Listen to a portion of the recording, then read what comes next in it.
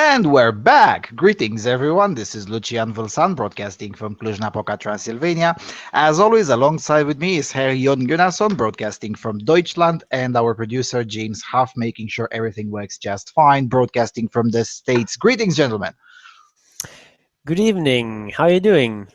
Well, I'm doing great. I'm doing fantastic. Ever since Tuesday night, I've been having like a huge smile on my face. It just doesn't seem to go away. I mean, whilst there is no anthropogenic global warming, following what happened Tuesday night, there definitely is anthropogenic sea level rising. I mean, the amount of liberal tears has literally increased the sea levels in the last 3 days. I mean, we could build a hydropower plant with the accumulation of, of the tears in a dam or something.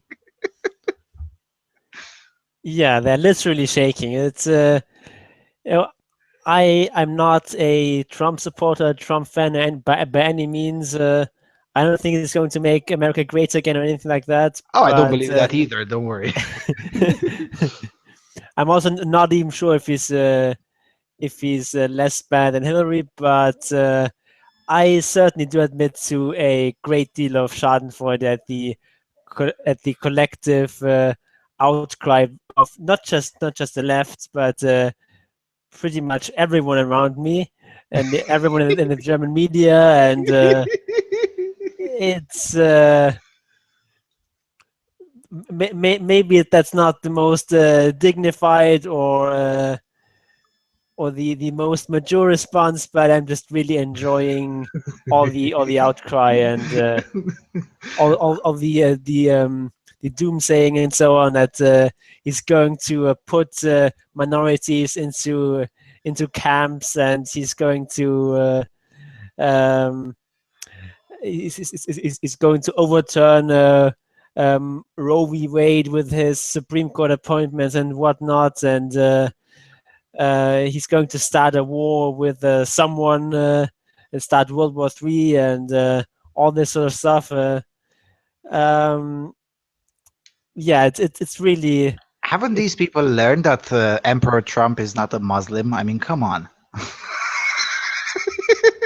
I mean, the doom and gloom coming out from the progressive, collectivist, leftist sector of the society is glorious in and of itself, because it shows how little do these people even know about the world that they're living in.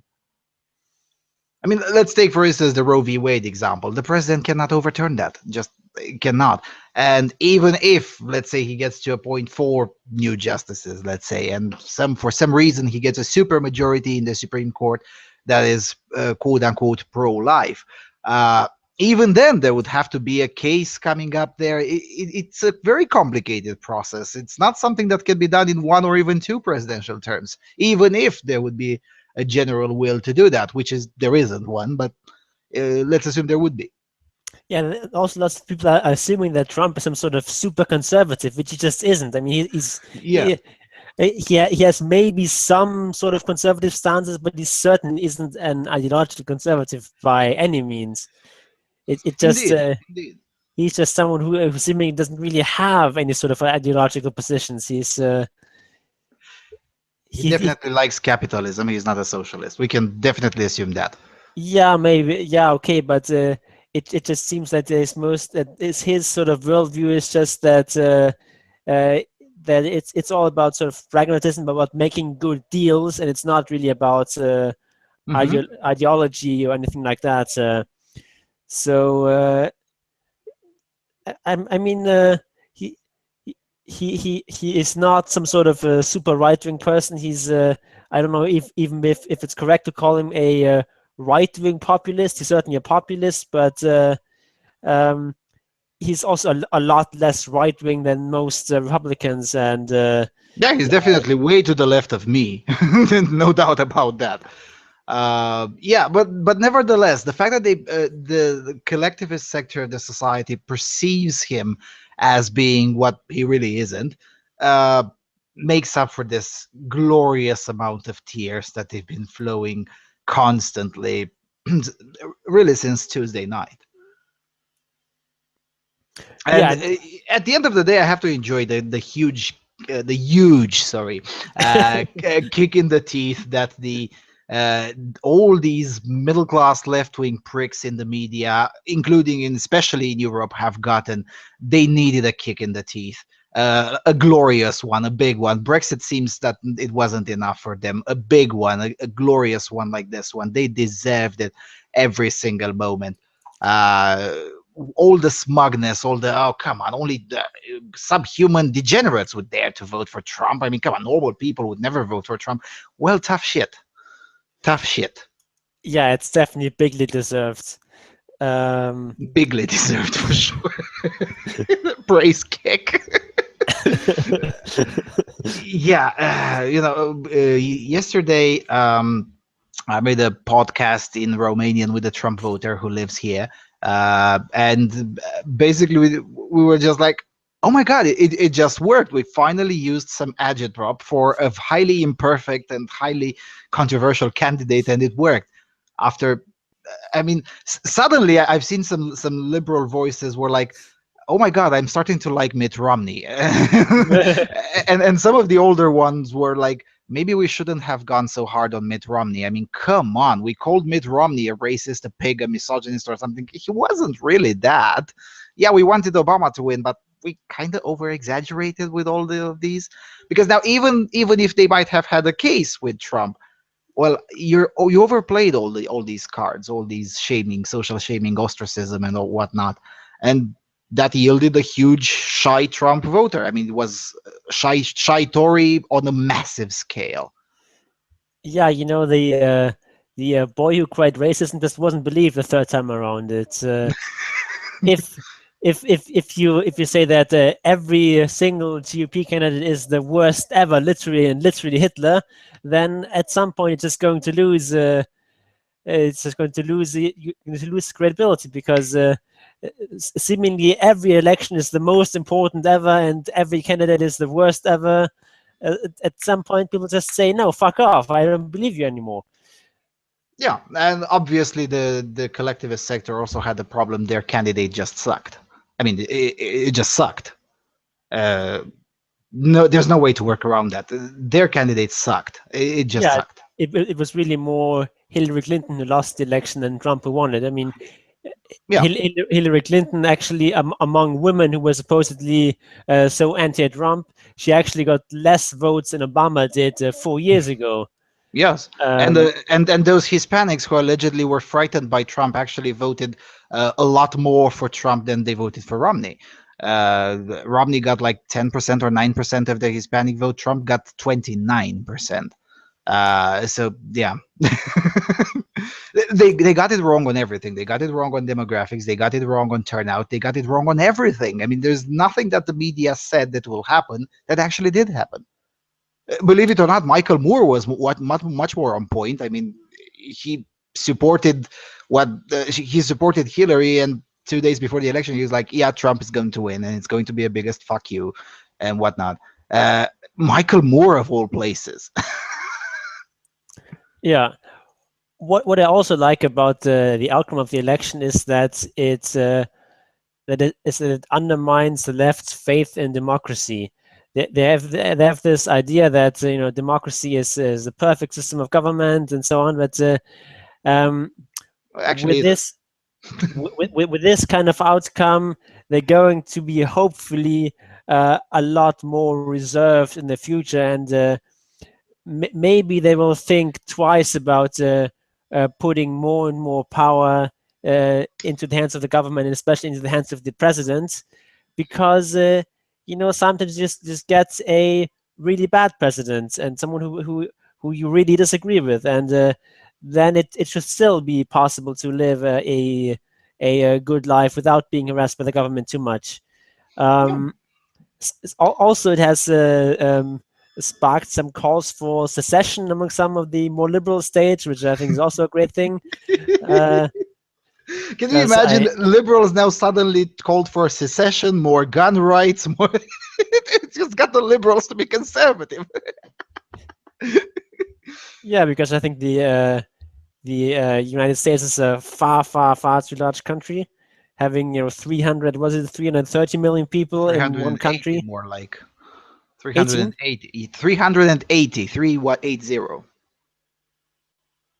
Okay, it's like, is it like counting, I don't know, illegal immigrants or something? Or how do you get that this large number, or like foreign residents? I think it's the entire residence. Hold on a second. Officially, it's 320, but once you count in not just the illegal immigrants, but also the H-1B visas and all of those, Okay. it goes way over 350. Anyway, Okay. it's still huge. It's huge. Huge, Uh, yes. okay, not as huge as India, but then again, India is twice as big as the United States in terms of surface.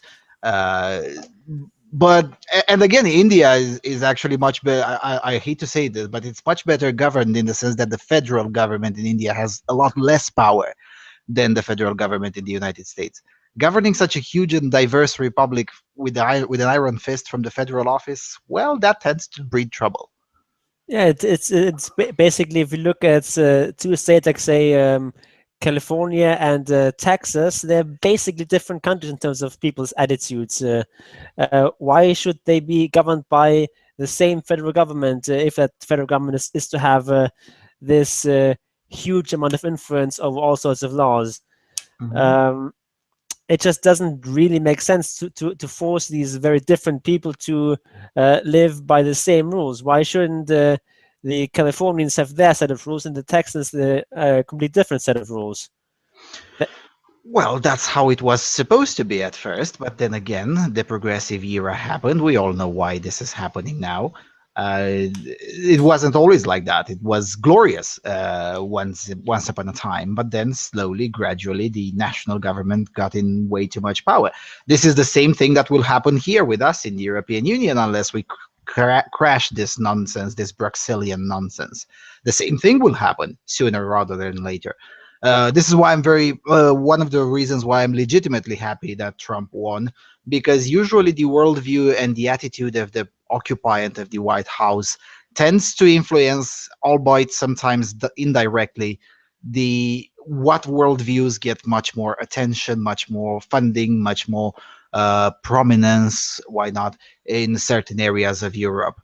With a radical militant progressive in the White House in Europe, all of that was very popular. Now, with a not so progressive and definitely not a politically correct individual, I think we can definitely assume that about Trump. It will suddenly become a lot less, a lot more acceptable, or to just say no, fuck you. You're not going to try to influence me by calling me names. We can do it. Americans could do it. We can do it too. Fuck you. We're going to vote against you. We're going to argue against you. We're going to agitate against you. Suddenly, this will become a lot more acceptable. Now, of course, sometimes that breeds some trouble, but I'll take the trouble that brings over the tightened grip that progressivism has on public discourse now. Yeah, also maybe it's President Trump will give people on the left something to think about over presidential powers. Like, maybe it's not a good idea if one person can just decide to take the country to war, and just sort of inform the Congress eventually, and then sort of eventually get some sort of authorization after, what is it, 60 days or something like that. Maybe it's more reasonable to follow the Constitution and have a declaration of war, which the Congress has to agree to before you actually go to war. Yeah, and maybe we should follow the Constitution and have as little laws as possible on the federal level, and just let have 50 laboratories of freedom like it used to be. That would be fantastic. I would move to Texas tomorrow if that was to happen. I'm not joking. But yeah, definitely Slate was the first outlet, the first leftist outlet, because once the elections were called, I was all over the leftist website. Let's see what they say, and I've been drinking liberal tears since then. And Slate was the first outlet to, to suddenly be concerned about the limits of the presidential power. And most of the comments, even from leftists, were like, "Oh, now suddenly you care when we were telling you that Obama is having too much power. You kept on banning us. Now you suddenly care about the limits of the office. Maybe, just maybe, you should care all the time." Yep. But Though for the simple reason that he's breathing in the White House, he'll make the media great again, because suddenly the media will have to act like the media. That is to say, to be adversarial to power rather than be in cahoots with it. Yep, that's definitely a good thing. Though, of course, I would expect that the next time a left-wing president comes into office, they're going to forget about all that again. Probably, which is why I think there should be mandatory that the president should always be Republican. That would that would ensure the media stays the media in perpetuity. I mean, seriously, the presidential elections should be only inside the Republican Party. The Congress can remain democratically elected, but the president should always be Republican, because it just seems to work. It makes the media great again. Anyway. All right. I mean, I could laugh about this for for hours and hours. It's just so funny. Right. Let's get to the equally serious but less funny things in our news. Although we also have, of course, news about the elections and the articles from feminists, because feminists have shed a lot of tears about this. Anyway, let's go. First Okay, is from you. A first piece of news is from the Independent from Ireland. Women are designed to cheat, new research shows. A new study has come to the conclusion that women are designed to cheat. Women are programmed through evolution to cheat, according to research from the University of Texas. The process, dubbed mate switching, states that women are designed to have affairs in order to have a replacement mate in case their own partner goes missing or dies. Quote, over human evolutionary history, bad things could happen to a woman's existing long-term mate. He could become injured, diseased, killed, or decline in mate value, said Professor Davis Bluss, the author of the paper. Affairs serve several key functions, he continues. First, they serve as a form of mate insurance, keeping a backup mate in tow should a switch become warranted at some point in the future. Second, they allow opportunities for closer assessment of an alternative mate, information that would be difficult or impossible to gauge from a distance. The qualities a woman looks for in a mate are similar to that of long-term partners, says Professor Bluss. These include the affair mate being dependable, emotionally stable, successful, honest, intelligent, mature, and unselfish. A further study by Slater and Gordon showed that if you're going to cheat, it will be on your summer holidays, with 1 in 5 Britons cheating on their partner while on holiday. Top kick. I mean, it's literally all I have to say about this story. Top kick. What a study has revealed that water tends to be wet. Another study has revealed that during summertime, grass tends to be green. It's pretty much amongst those things. It's true about men too, for different reasons. But I'm not surprised. I mean, I'm really not surprised. It just seems like, yeah, sure, of course. You know, surprise, surprise, women, just like men, are fundamentally animals. We have animal urges. We are formed by evolution, and that informs a lot of our behavior today. And to some extent, you know, it can impose some sort of moral values on people through religion, through people's upbringing, through the media, through other sources. But at the end of the day, it's still our underlying programming is still about making copies of ourselves. And if that means cheating, then people are going to cheat, and that includes both men and women. But you know, sometimes we just forget that, especially when it comes to women. We just sort of assume that they're these angelic beings of pure light and are not marred by things like instincts and Humanity. animal urges. Yeah.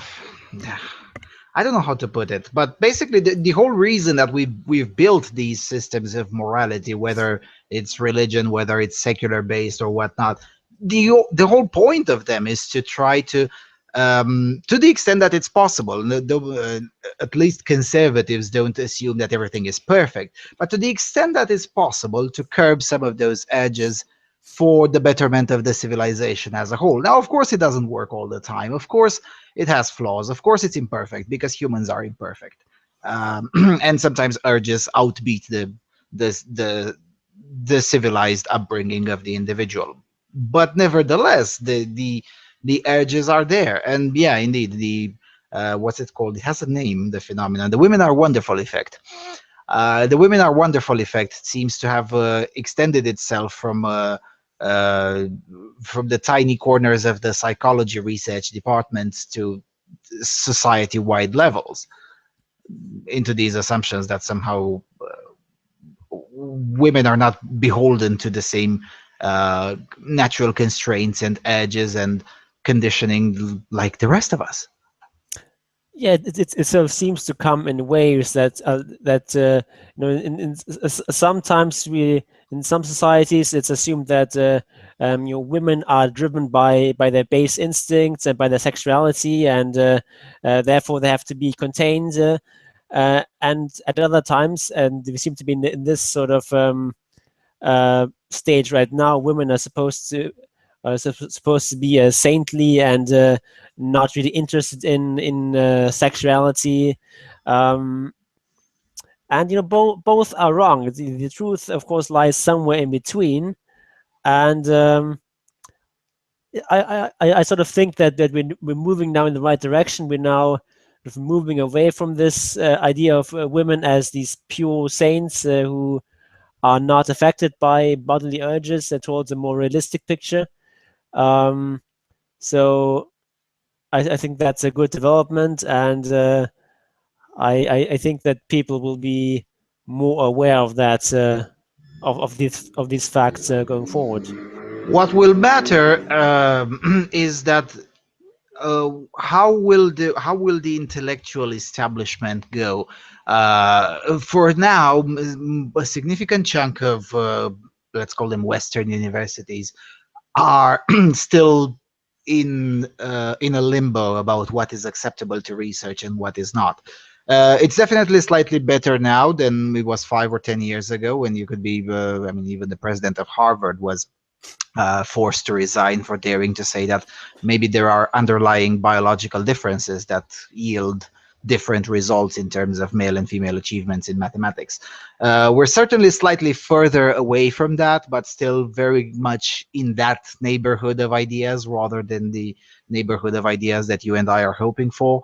Uh, it will depend very much on how the totality of the intellectual establishment, the cathedral media, the universities, will they be able to reform even slowly? It will have to come slowly. I don't think it will be in a form of a revolution to start to actually accurately talking about these things or not. For as long as we're in a feminist-dominated media, it's going to take a long time until a much more realistic perspective will be successfully disseminated. It will happen, but it will take a lot more. Basically, what I'm saying, we could use a little bit of a help. Yeah, though of course the attitudes of academia and of the mainstream media in this regard are very much lacking behind what most ordinary people think in this regard. Yeah, but the same could be said 30 or 40 years ago. Most ordinary people thought the same, almost the same, or relatively the same 20 years ago, 30 years ago. That didn't make too much of a difference in terms of policy. The policy has been going in the same direction with the academia rather than the ordinary people. Yeah, I guess so. I guess so. So that's why we kind of need them, either tear them apart with some universities and some of the media collapsing, which would be fantastic too. I'm not opposed to that at all. Or they'll start becoming again slightly more aligned to reality. Either way, we're still very far away from the goal. Yeah, and I think as far as the media, as far as academia goes, I think that is happening. We are now seeing in a lot of these sciences sort of a shift towards more biological explanations of, say, human behavior, rather than just focusing on social explanations and shunning biology. I think we are seeing a shift here in even sociology, but also in psychology and so on. We are seeing a shift in that direction, but it's still early days. Yeah, and probably what it will take will be. I think it was. I think. Well, I don't know. Einstein is credited with the quote, but it could not be him. Basically, science advances with every funeral, and I think that's true. I mean, younger psychologists that I've got a chance to meet are more or less similar in perspective with people like me. That is to say, no, biology matters. No, it's not always a social construct and whatnot. Whereas the older generation is much more social constructivist, so to speak, much more inclined to shun biology altogether, to shun any sort of hard data explanation, and more inclined to acquiesce to this postmodernist mumbo jumbo claptrap. Yep. So yeah, I guess we'll have to wait for some funerals. Okay, going to the next one. This one is absolutely hilarious. Least of all because I know the some of the characters involved in the story. Is absolutely hilarious. Coming from a very old newspaper, coming from Vâlsan. Irish woman from Vâlsan got drunk and confused the balcony with the exit. Mere stories. Even though she told the police that she was raped and then thrown out on the window from the first floor of an apartment building, Samantha's story, the Irish woman brought to the hospital with a broken arm, is in fact different. The 24-year-old is highly friendly but also an alcoholic, as her boyfriend explained, and no, she was neither raped nor thrown out on the window. In fact, she was at a private party in an apartment where she got drunk and then wanted to go home. She tried to ask the host where the door is, but the alcohol, combined with her poor language skills, did not help her much. Eventually, she did find an exit. It's just that it was the exit that was. It's just that the exit was towards the balcony, and that's where she got out from the apartment. Lucky for her, the apartment was only at the first story of the building, so she got away with only a broken arm.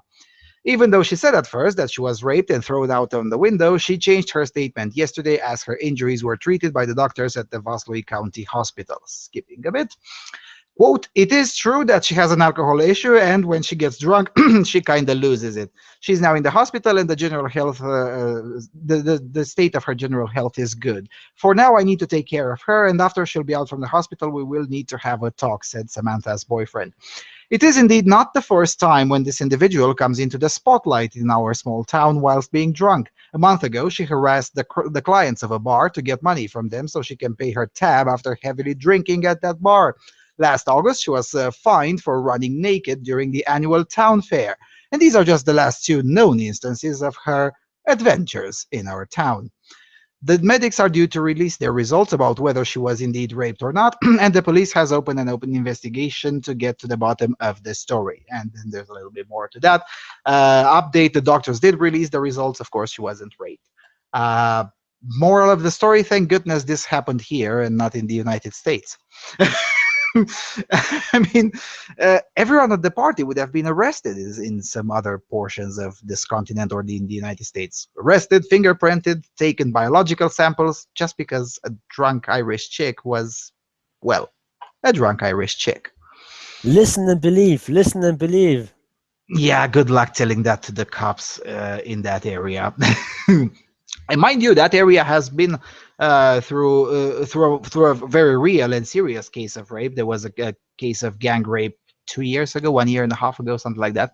But nevertheless, the prosecutor's office and the police there still did not fall for the generalized propaganda, and they still don't apply as evidenced.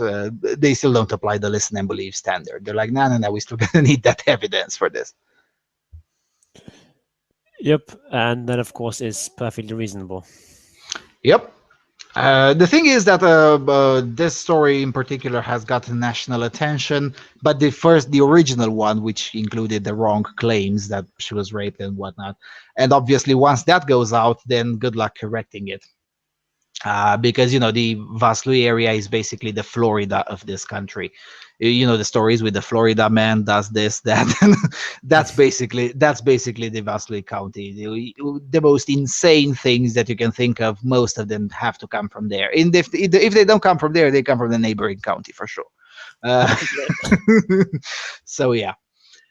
Okay, let's go to a funnier one coming from kpx.co, whatever. The story is legit. The website is a little bit dubious, but I was lazy to translate from Swedish. The slippery combination of feminism and snowplows.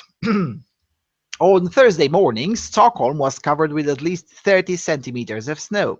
According to the Swedish National Weather Agency, SMHI, this is more than any other November day since records began in 1905. This freak of nature disrupted the daily lives of those living in Sweden's capital. Part of the blame for the difficulties caused might lie in the policy of feminist snow plowing recently introduced in the city. Now, addendum, it's not really recent. We've been poking fun about this last winter as well. In an editorial column in Aftonbladet, Sweden's largest left-leaning paper, Evan Frankhel explains that the chaos is connected with the decision to introduce feminist snow plowing in the city. Quote, women more often than men slip in the snow. This is likely because women more often walk or run to the bus. Men take the car, and so far it has been the snow plowing for men that has been prioritized. A year ago, the red-green majority in Stockholm City Council decided to introduce more gender-equal snow plowing. Pavements and cycle lanes would be prioritized before roads for cars, but the feminist snow plowing has not worked in Stockholm.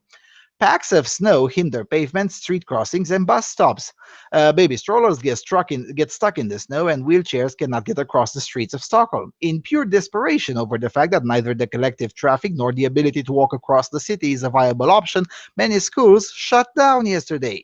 The red-green majority have a lot to consider before the real winter begins. Sand the streets, plow away the snow, and move the cars that stand in the way. It shouldn't be so difficult. Fredrik Stolle, police inspector in Stockholm, explained in a national public television broadcast that the snow plowing in the city has been so bad that it has now become a danger for society. Traffic has become dangerous in roads covered by snow and ice. Even ambulances have had major difficulties getting through the streets. Fredrik, who has been with the police force for 40 years, explains, I have never seen such bad snow plowing. It takes a long time even though they've been aware that the snow is coming. Cecilia Brink, a conservative opposition politician in Stockholm, explains in an interview with Swedish public national television that she believes that the term gender equal snowplowing is a bit silly. According to Brink, the new policies have not been good for anybody who wants to get across the city. Feminist snowplowing has been hailed as an important issue across Swedish cities for the past few years, since it has been a way of including identity policies in municipal decision-making. It remains to be seen if it can be reconciled with the daily challenge of citizens to navigate through snowy streets. I don't really see what their problem is. It seems that they have succeeded with the gender equal snow plowing because now men can't get from where they want to where they want, and women can't either. So everything is equal. Yay, equality in misery. It kind of does make sense, doesn't it? I mean, that's usually the effects of socialism. Everyone is equal. That is to say, equally poor. Yeah, these guys say that it's been recently introduced. No, it's not recently introduced. It's at least 1 year old, if not two. Because I remember last year around November, December, we also read about how difficult traffic was in Stockholm for the exact same reasons. The whole concept is just bonkers. I mean, it's not just the term gender equals snowplowing that is a bit silly. And by the way, the Cecilia Brink is not a conservative opposition politician. She's a moderate opposition politician. She's from Moderaterna, not from Sverigedemokraterna. That would be the conservatives. But anyway, but yeah, not just the term is silly. The whole idea is bonkers. It's not just silly. It's completely bonkers. Yeah, let's prioritize sidewalks that actually nobody really uses during the winter. I mean, yeah, sure, when it's warm and nice, it's very pleasant to walk, at least in the non-Muslim areas of Stockholm. It's very pleasant. But during the winter, I mean, no, nobody really walks because it's insane. It's incredibly cold. I mean, these people are applying policies that maybe would make sense in, I don't know, Palma de Mallorca in Spain, but definitely not. I mean, do these people even geography? Yeah, I mean, even if you say that it's important to keep the sidewalks snow free, surely having the roads uh, be free enough of snow that you can drive is the more important priority, because even if you have, women who, even if more women are going by bus, the bus still needs to be able to drive on the roads. And Yeah, if the bus can't drive, then it's no use that you're able to get to the bus stop snow free. yeah, yeah. Another Jay says in the chat room, women more often sleep in the snow. Damn it, even weather is misogynistic. Yeah, I don't know why is it. I mean, I have to empathize with Mr. Stolle. I mean, I've been reading this guy's statements for years now. I mean, he's been the guy who speaks with the press on behalf of the police for so many years, and he's right. I mean, it shouldn't be so difficult. In this city, for instance, when it snows, which it's happening rarer and rarer as the city has grown and become warmer, uh, it is usually like that. I mean, by 5 a.m., all the streets, the roads are clean, and yes, it takes all the way up to 7 a.m. or sometimes 8 a.m.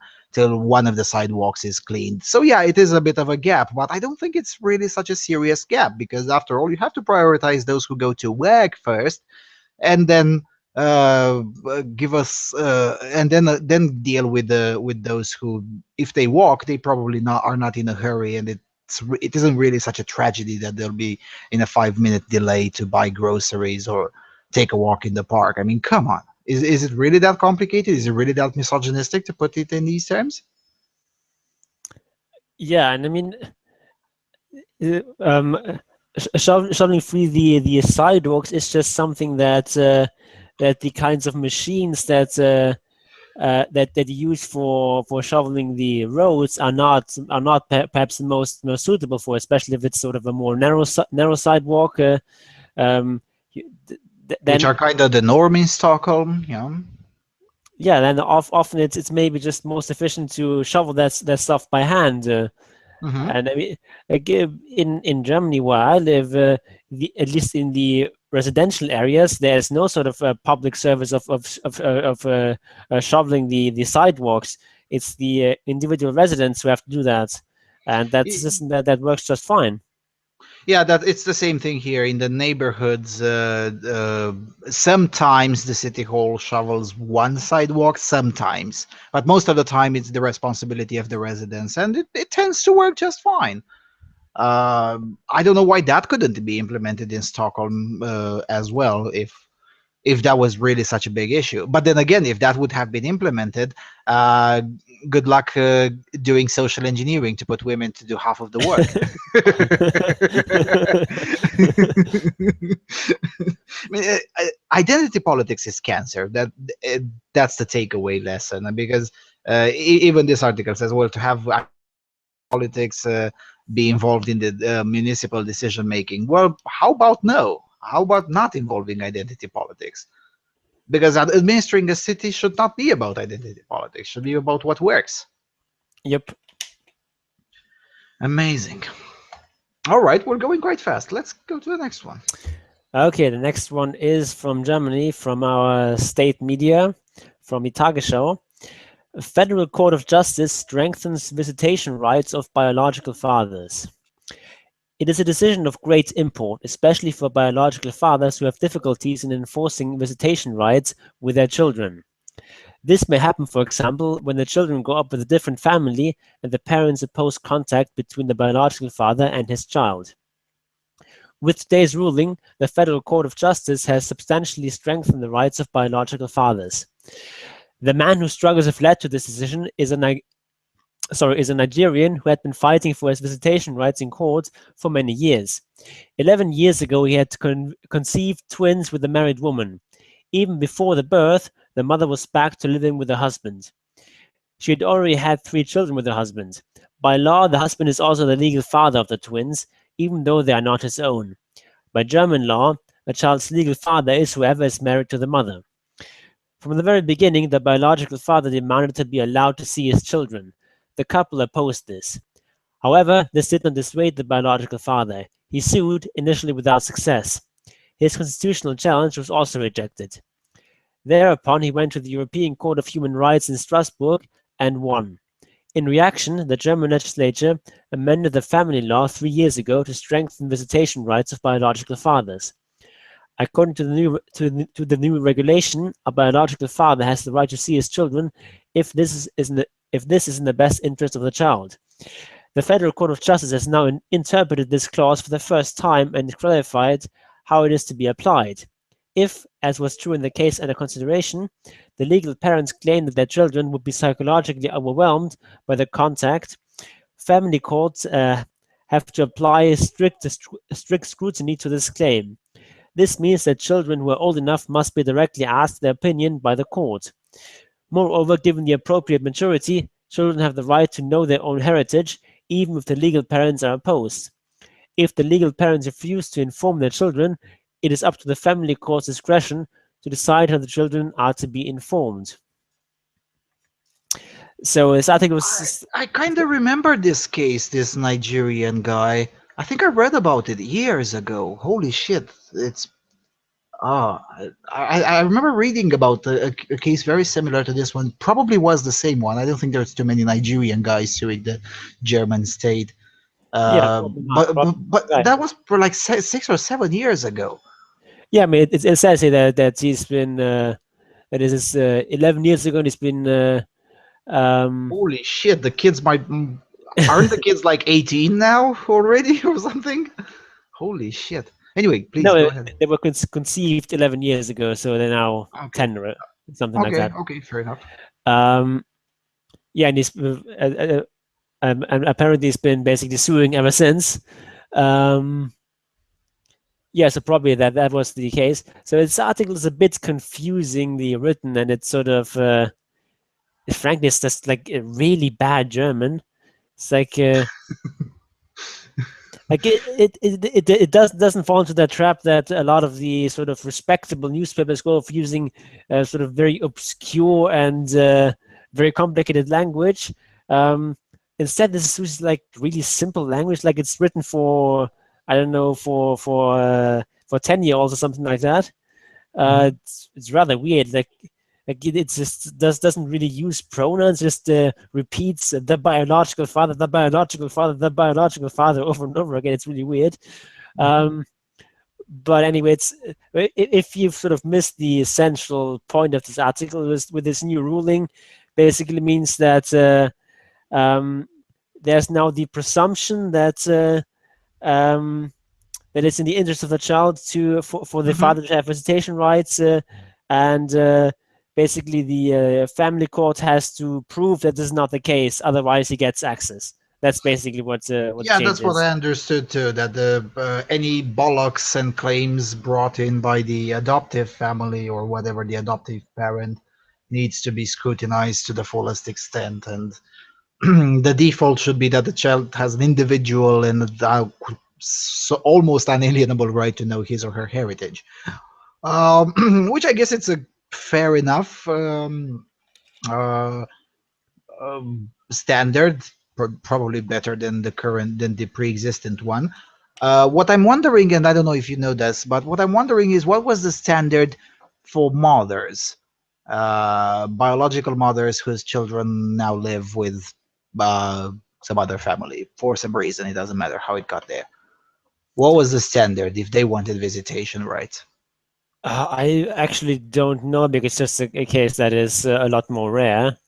Okay. But I would assume that it's that is the same as for fathers, but I don't really know. Because these kinds of situations are really, really complicated, and yeah, we can stay here and tout the acceptable rhetoric, but nevertheless, these cases are extremely complicated. For instance, in this country, if even if you, as a biological parent, mother or father, sign off to an adoption, for instance, and adoptions are very complicated to do in this country as of 2004. It's almost impossible. Well, not impossible, but very, very hard. And let's say you, as an adoptive family, somehow manage to pull it off. It sometimes takes 5 years to finish the procedure. It's extremely complicated, and needlessly so, I might add. Um, then after you've finally done it and you finally have the adopted child is legally your son or daughter and whatnot, the biological parents can still revoke that at any moment. Well, that's Because insane. that's insane. Yes, I agree. And that's also because of the assumption that the biological parent is somewhat supreme, and the child has an unalienable right to have a relationship with his or her biological parents. Now that's all fine and dandy. I'm all for that, but there has to be somewhere where that ends. And of course, it's the same standard if there is no claims of abuse and whatnot. But nevertheless, I mean, the rights of biological parents are extended much more than they probably should be. That's why I asked how was the standard for mothers, whether it was similar to the one in this country or rather a more sensible one. Yeah, I mean, these new German standards, I think, are quite reasonable, and I think that's a very good change. There should be some sort of visitation right in the default case, but yeah, just being able to just take the child away at will, that seems insane. Not only insane, but it kind of defeats the stated purpose of the best interest of the child. I mean, because usually if someone has successfully adopted, that means the child has been living with that family for at the very least 3 years.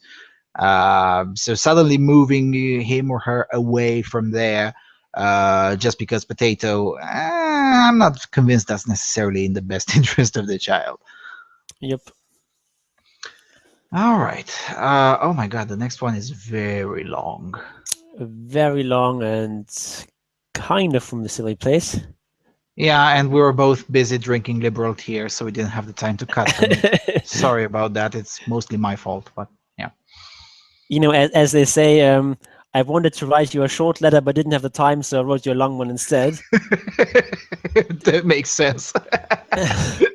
Coming from the Daily Mail, a charity worker who swapped sex texts with her boss posted revenge porn on his wife's business page after he dismissed her. A charity worker has been convicted of a revenge porn offense after putting naked photographs of her ex-boss on his new wife's Facebook page. Kaylee Reed, 26, targeted Robert Page after they sexted before he got married, and she then lost her job less than a year. After less than a year, Ipswich Magistrates Court heard. Reed has admitted to disclosing private sexual photographs of Mr. Page without his consent, with the intention of causing him distress. She could have been jailed for up to 2 years, but she was given a conditional discharge for 6 months in order to pay a victim surcharge fee of £20. Magistrates made no order to pay compensation to a victim due to what they described as his provocative behavior. Reed of Ipswich, who has mental health problems. So it's his fault. Okay, I get it. Sorry.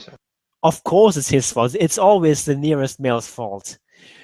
Reed of Ipswich, who has mental health problems, started working for Affinity Trust, a learning disability charity in the county town of Suffolk, as a support worker in November last year.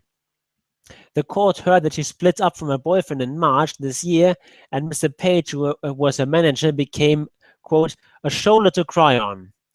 The pair exchanged flirtatious texts and then moved on to intimate photographs on WhatsApp, prosecutor David Bryant said. Paul Booty for the defense said when Mr. Page got married, he texted Reed saying he wished she was his wife. The pair sent intimate private pictures, but on October the 5th this year, after Reed had lost her job at the charity, she posted 2 private sexual photographs of Mr. Page on the Facebook page for Broadwater Tool Supplies. The court heard that Mr. Page's new wife was the director of the business, which supplies farmers and others across East Anglia. Mr. Bryant said up to 4,000 people could have seen the offensive Facebook posting. Reed also tagged in Mr. Page's colleagues on a posting so that they could see the pictures as well, he added.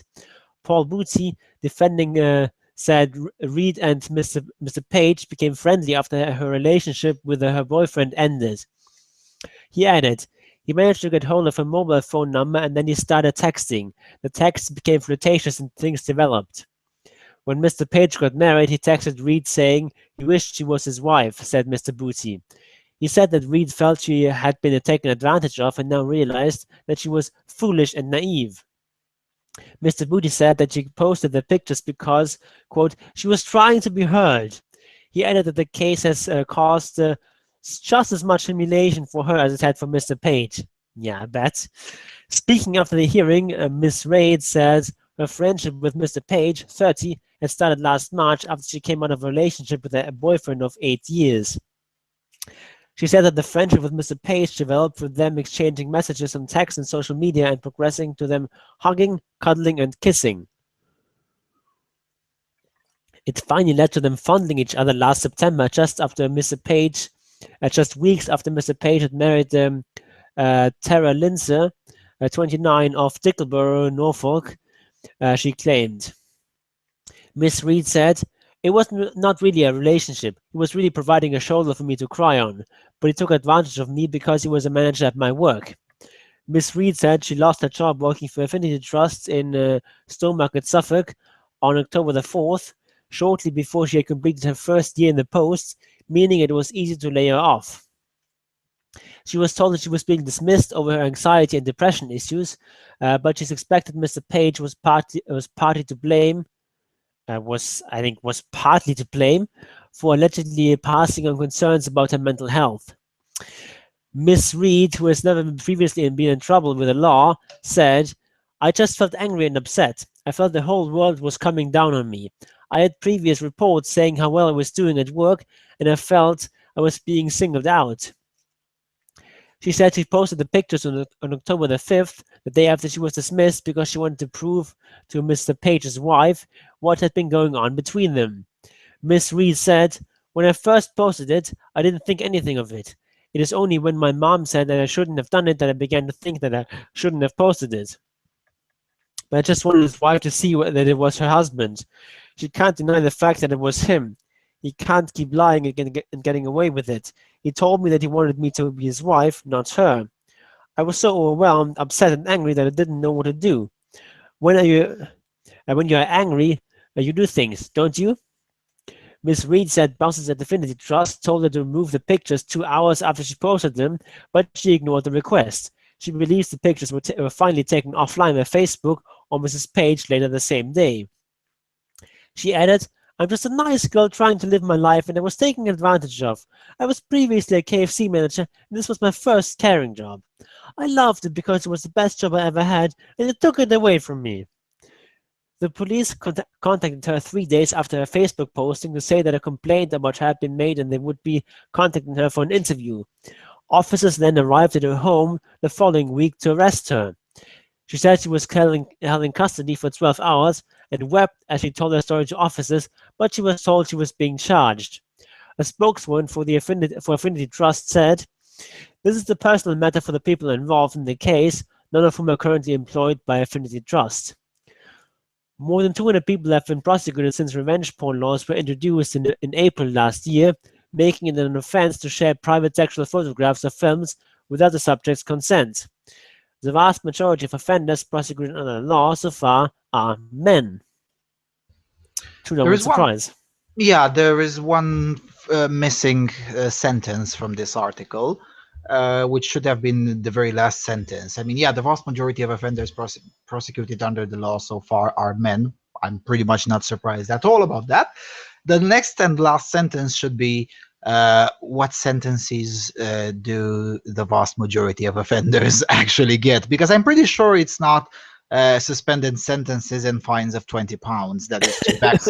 Because £20 is 2 packs of cigarettes. Let's get it clear. I mean, £20 is literally zero. That's what £20 is. Cigarettes that expensive in the UK? Really? Yeah, fucking UK. Yeah, I know because I've just been there in July, and it was Obviously, I soon learned where the Polish contrabandists sell their cigarettes and smoked lots of Polish cigarettes, because smoking UK duty paid, VAT duty paid Marlboro with £9 and 95 pence per pack. It was like, just no, there's no way I'm going to give you that much money. But yeah, I mean, £20 is literally 2 packs of cigarettes. So no, that's not an appropriate punishment by any means of the imagination. If we are to admit that this business with revenge porn is actually a problem. Now, quite frankly, I don't think it is. I think that if you consent to have pictures taken on a device that you don't control, you don't have a reasonable expectation of privacy. It's a device that you do not control, period. And if you want to do something about it, do something about it when that happens. Now, it's a different story when it's when the pictures or videos or whatever are taken without you knowing that they have been taken. Now, that's a different business. Yep. But in this particular instance, and in most of them, I mean, because let's face it, most of these revenge porn cases are videos that were consensually shot. No, I don't think quote-unquote victims should have a case at all in these instances. No, did you agree to being filmed? Yes. Okay, then fuck off. Tough shit. Deal with it. Yep, but of course, under the law as it stands, what it was definitely illegal, and she would never have gotten away with such a light sentence if she was a man. Conditional discharge for 6 months and the victim surcharge fee of £20. This almost reads like a joke. And as you said, I don't think a man in the exact same circumstances would get away that easy. And definitely for a man, it wouldn't be a decent argument to say that I'm just a nice dude that has been taken advantage of. No, come on, that shit doesn't fly. Even if it were true, it still doesn't fly. Yeah, and then the excuse is provocative behavior. I mean, okay, people don't post revenge porn for no reason at all. Of course, there's provocative behavior in some form. I mean, what he did was really nothing at all warranting posting intimate photos. For starters, he did nothing illegal. Yeah, so basically he was possibly partly to blame for her being fired from a job she liked. Okay. Yeah, because there is no evidence about that either.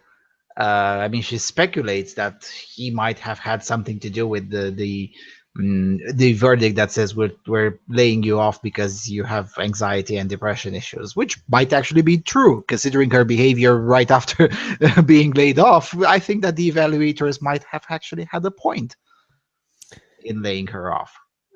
Yeah.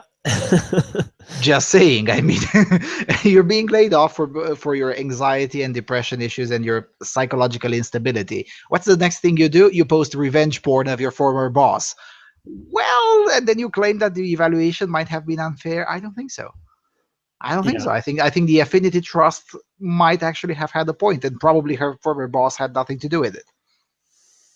Yeah, I mean, in this case, this guy kind of had it coming. I mean, if you just been newly married and you're already having an affair, then you kind of deserve to have naked pictures of you posted on Facebook.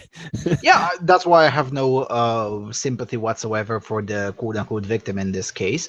And again, in these cases, I don't think should ever be prosecuted. It should never be illegal to publish photos and videos that you have taken with the subject's consent. No, you don't need the separate consent to publish them.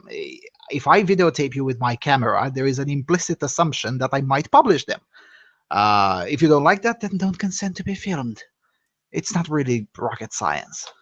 When I take interviews of people, there is an implicit assumption that I'll publish them. Now, some of them I don't, for various reasons, but there is an implicit assumption that I'll publish them. And I think this should apply to any kind of footage. Yep, I mean, if there's an explicit sort of agreement that this will only be used in some sort of circumstance, or this will not be published, something like that, then of course it's a different matter. But true. But the assumption should be that there isn't such a clause. Yeah, that's definitely is the default assumption. Should be. That's why I have very little sympathy for the victim in this case. Nevertheless, it's always interesting to watch how it is appropriate to quote unquote victim blame the victim in a court of law if the victim is male.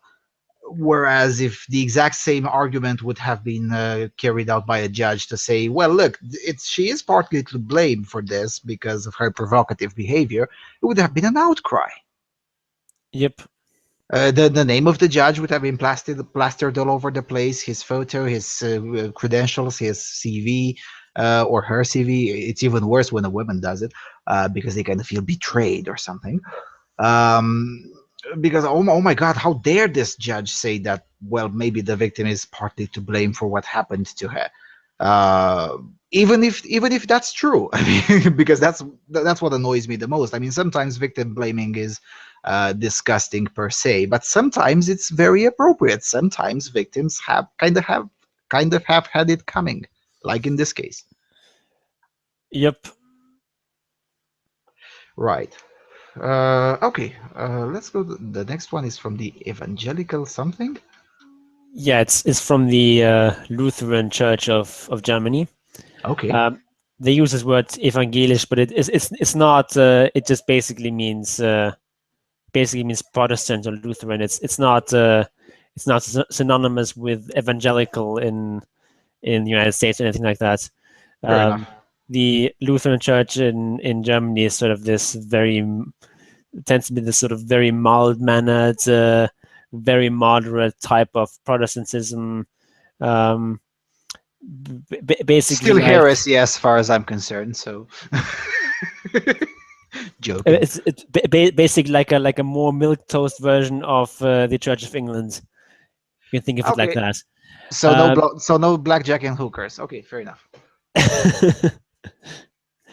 The Center for Men and Women examines anti-gender strategies from evangelisch.de. Quote, cheap propaganda against gender equality and diversity is no trivial offense, says a chairman of the Equalization Advisory Committee of the Lutheran Church of Bremen, Peter Heresy Brockmann. confirmed. Even though such agitation was commonly given less attention than xenophobia, Brockmann sees in this the same underlying inhumane attitude. Quote, right-wing populists are establishing being anti-gender as a new leg of their platform. The flyer, which was presented on Monday off the main stage of the German Lutheran Church's synod in Magdeburg, aims to inform and to give discussion aids for confrontations with people who are opposed to gender mainstreaming, a strategy for advancing the equalization of the sexes. This was the gateway to parts of the church, Brockmann said. Those who, quote, defame the technical term gender rarely said what they really wanted. Martin Rosowski, CEO of the Center for Women and Men, emphasized. They demanded things like marriage and family first, or protect our children, but their aim was to discriminate against those who live differently than themselves, and they promoted a stereotypical image of manhood and womanhood. Gender mainstreaming, for example, entails analyzing all proposals in regard to how they will affect women and men. This was, quote, not a matter of word games, but an essential question, Rosowski said. The church, too, had to ask itself for what it stands. The Lutheran Center for Women and Men unites the Lutheran Women of Germany and the Männerarbeit of the Lutheran Church in Germany. And this word Männerarbeit, I didn't really find any suitable translation for that. It's something like literally means men's work, but it also could mean something like working on men or men working on themselves, something like that. Yeah, that's basically it. Question: how do you say "cucked" in German? No, seriously, I wanted to know this because I've introduced the news that we used last week about the young girls keeping the police busy. I used it in one of my videos, and I kind of asked myself then, how the hell do you say "cucked" in German? No, seriously, how do you say "cucked" in German? You could say something like gehörnt. It's this sort of K U K. gehörnt.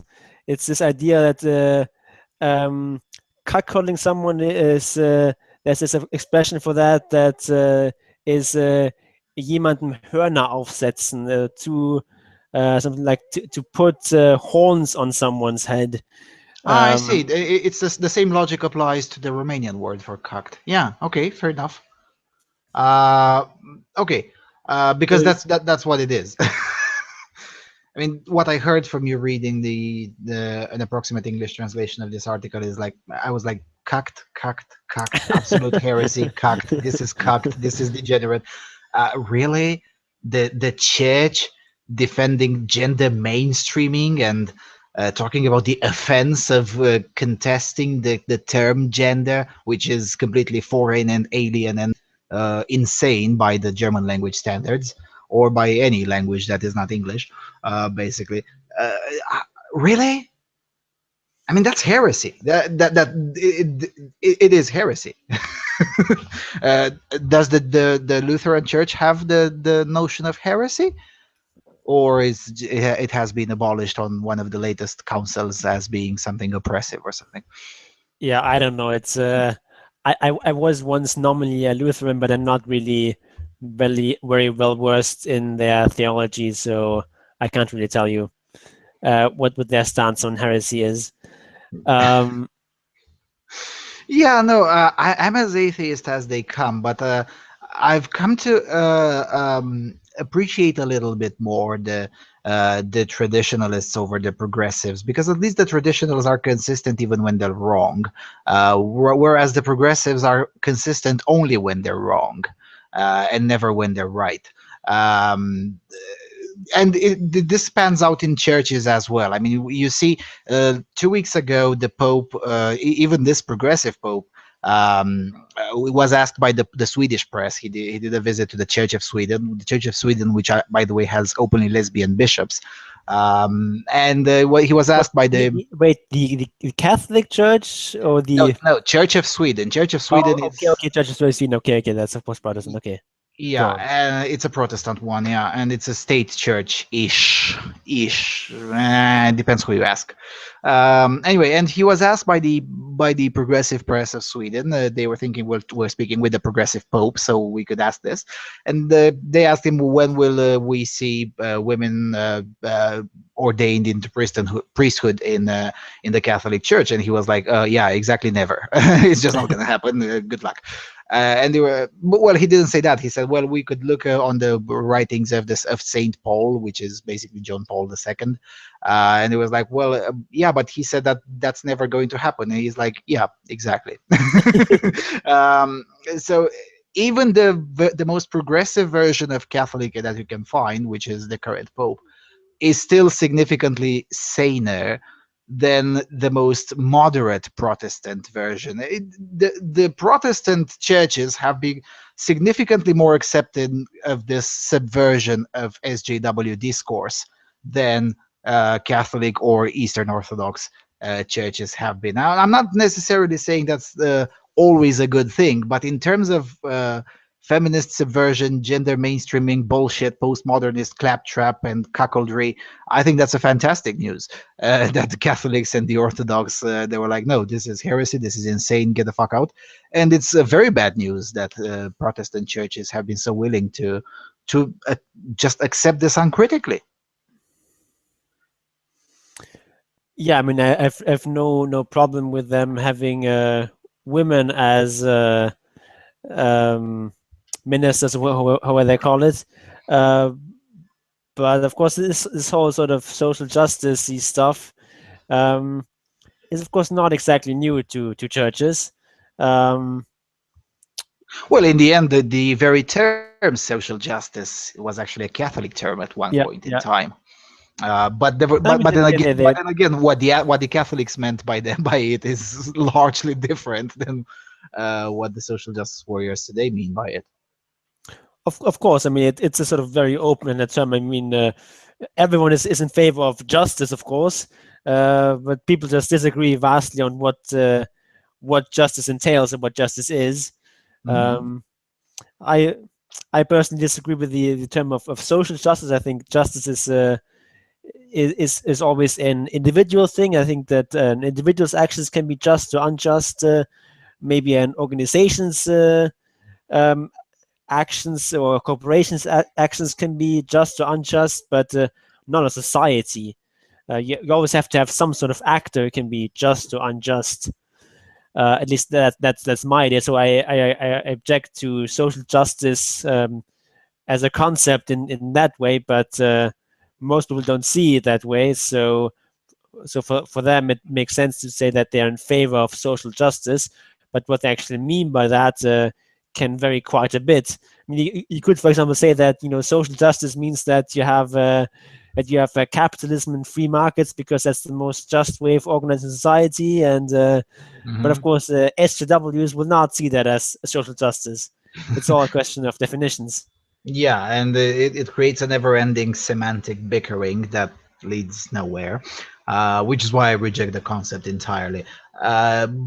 But back onto this article, I just really think that churches, and again, this is coming from a godless, heathen, atheist, religion is bullshit and whatnot.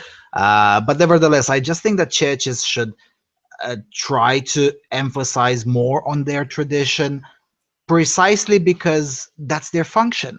I mean, a church without its tradition, if everything is open to interpretation, then it's no longer a church. And at the end of the day, most people just simply cannot be atheists. I mean, look at the modern atheists. Their religion is the left. Their church is the state. So much for atheism. And if you want to attract those kinds of individuals who just simply cannot properly function without some sort of a highly top-down command and control imposed system of morality, I would rather it being dictated or guided at the very least by a private NGO that kind of sort of makes sense sometimes, that is usually the church, rather than be drawn to some other far more dangerous stuff, such as the religion of the left or the illegal madrasas in the very Wahhabi and other radical forms of Islam, because it's just how it is in practice. In practice, with this kind of message, at best, you will draw some very confused teenagers from SJW families, which are not very many of them because SJWs rarely have children.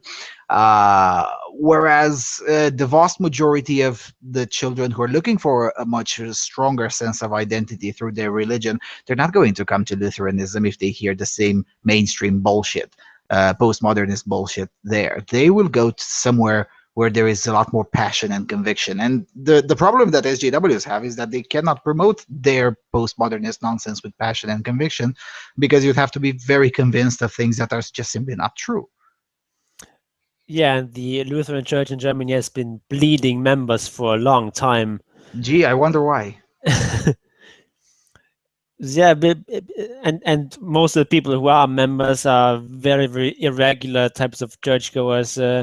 There's a very little enthusiasm for Protestantism in Germany, because it's just such a milquetoast thing that just stands up for nothing, and it's just this sort of wishy-washy kind of nebulous faith that doesn't really stand up for any sort of principles, and people are just saying, well, what's the point? It loses its meaning as a social phenomenon, for sure. Yeah, it's maybe sort of the appeal is that you have some sort of a community that you interact with the people at your local church, and you get some sort of meaning from this social interaction. But there has to be some sort of substance around which you meet. There has to be some sort of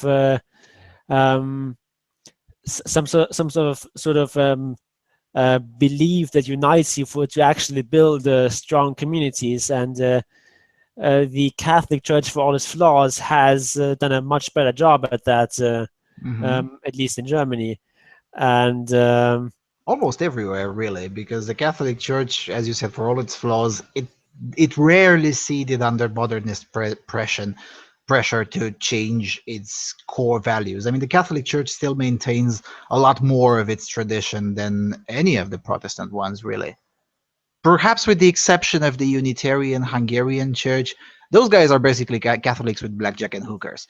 But those are the only offshoot of Catholicism, or the only Protestants that I know that actually still believe in something. Because all the other Protestant denominations that I've taken contact with, including the Lutheran Church, which actually has churches here in this city as well, um, they're just not. They don't seem to believe in anything. I mean, they're proud that they don't believe in nothing. And I'm like, well, okay, then it's the Church of Atheism. And yeah, that's fine, but at least call it that way. Be honest. their belief has basically become so sophisticated that it's just some sort of souped up atheism. Yep. And yeah, and that's not something that inspires passion in its members. So Absolutely. Absolutely. And again, this wouldn't be such a huge problem if you would have something to replace that sense of community with, like it happened in Czech Republic. I mean, like 70 or 80% of the Czechs are atheists or non-religious. But nevertheless, there were ways to there were more proper ways to tap into that potential with for instance, in Czechia, the political parties are actually very different amongst each other because there's a lot more passion in them. There aren't too many moderate parties in the German sense in Czechia. The political parties in Czechia are actually they actually stand for their shit, and of course that makes coalitions harder, which is great because that means the government is always in gridlock, and that's why Czechia is a nice place. yeah, So that's great. yeah, so that's why it worked in Czechia. But in Sweden, for instance, they tried the Church of Sweden acts pretty much like the Lutheran Church in Germany, which is the wishy-washy, we believe in anything and nothing. And as a result, you have young people either joining Russian or Serbian Eastern Orthodox churches, or they join madrasas and Wahhabi Islam, Deobandi Islam, very, very radical, nasty stuff. And that creates problems over the long run. I mean, someone has to take care of these individuals because otherwise they will take care of the rest of the society. It's just really that simple. Yeah, and it's kind of sad to see. I mean, Martin Luther, again, for all of his flaws, actually believed in something very passionately and was willing to risk his life for his beliefs. So did Jan Hus, which is the unknown hero of Protestantism. He had the bad luck of being born slightly before the printing press was invented. Tough luck for him. Yep. Yeah, but in those days, Lutherans or Protestants in general actually were really passionate about their beliefs, and they actually had real beliefs. Sometimes it's sort of the impression that that at least uninformed people nowadays have is that the thing that Luther was against was that the Catholic Church was too strict with their doctrine, and they were oppressive to women and something like that, and that's why he. That's not exactly true. And that's why he founded his own church. No, it was the exact opposite. He was He was he not believed. strict enough. Yes.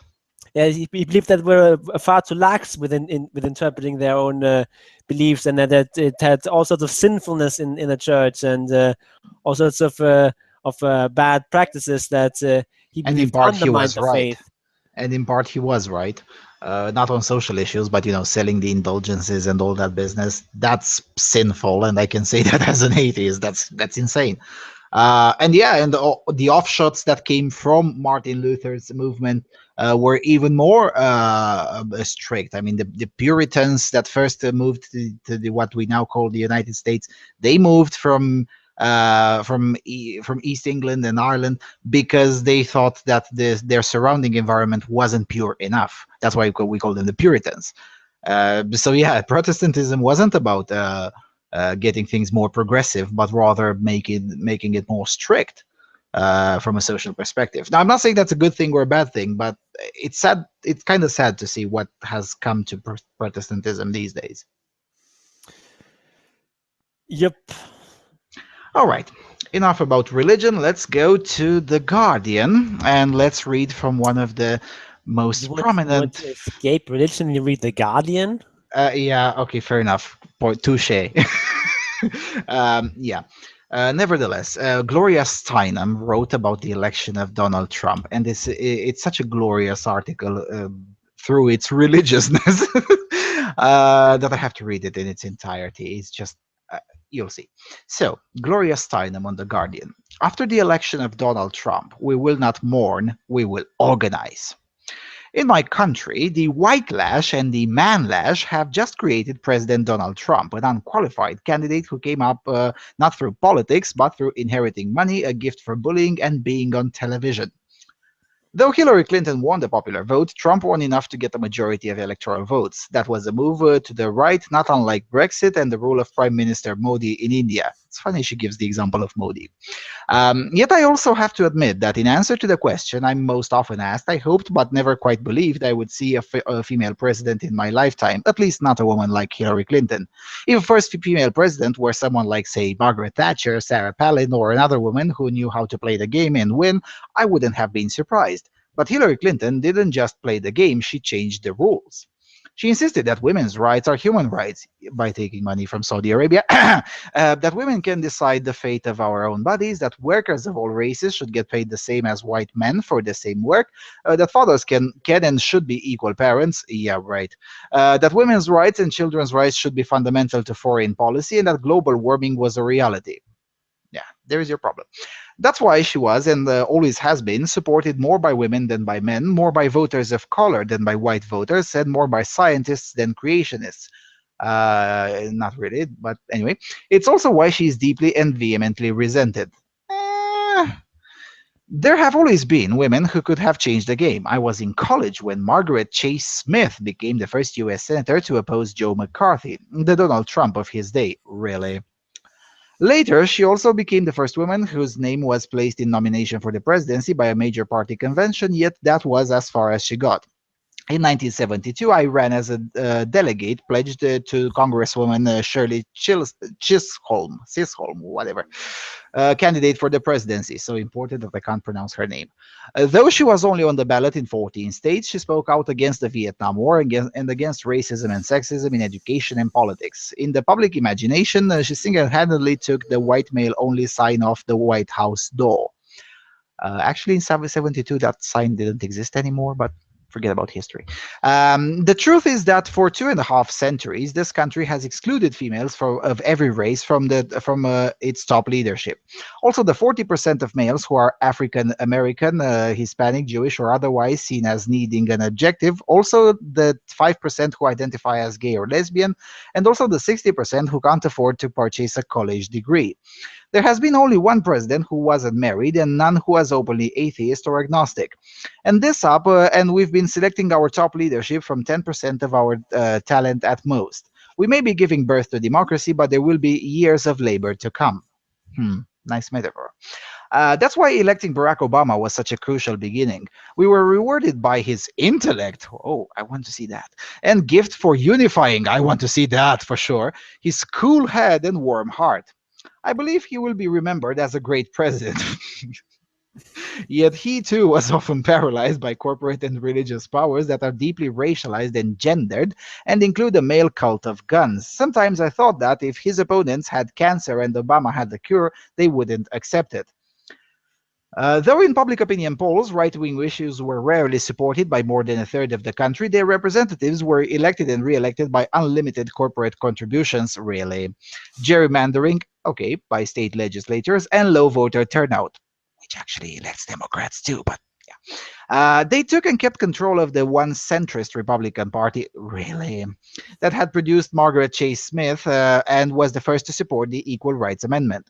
Okay. Now we need to be aware that this obstructionist minority is still hooked on the hierarchy and still opposed to issues of equality. Equality is cancer. And the fact that many men, especially powerful men, haven't seen a female authority since childhood, and they felt unmanned, threatened, and regressed by the prospect of Hillary Clinton in the most powerful position in the world. And those white Americans who are about to become a minority for the first time and are opposed to everything from birth control because it lowers the white birth rate disproportionately, wrong. To immigration because it doesn't have racial and religious restrictions.